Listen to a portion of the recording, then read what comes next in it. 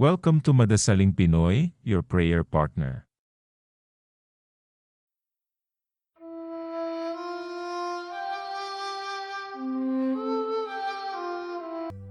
Ngayon po ay ikatlong araw ng Hulyo at ipinagdiriwang po natin ngayong araw ang kapistahan ni Apostol Santo Tomas.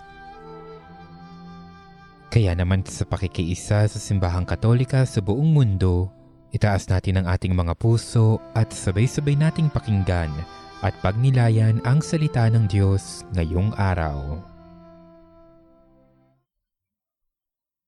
Ang mabuting balita ng Panginoon ayon kay San Juan.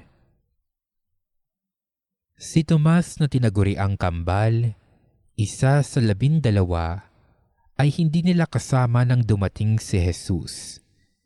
Kaya't sinabi sa kanya ng ibang alagad, "Nakita namin ang Panginoon."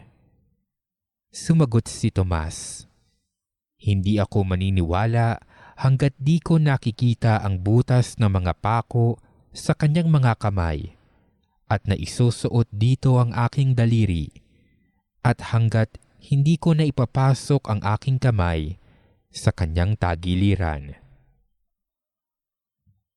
Makalipas ang 8 araw, muling nagkatipon sa loob ng bahay ang mga alagad, kasama nila si Tomas. Nakapinid ang mga pinto, ngunit pumasok si Jesus at tumayo sa gitna nila. Sinabi niya, "Sumainyo ang kapayapaan."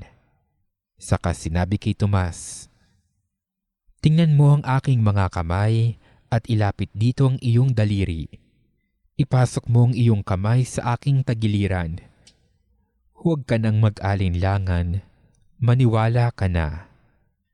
Sumagot si Tomas, "Panginoon ko at Diyos ko."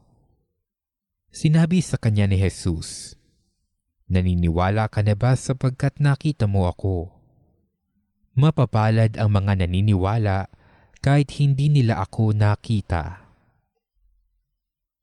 Ang mabuting balita ng Panginoon.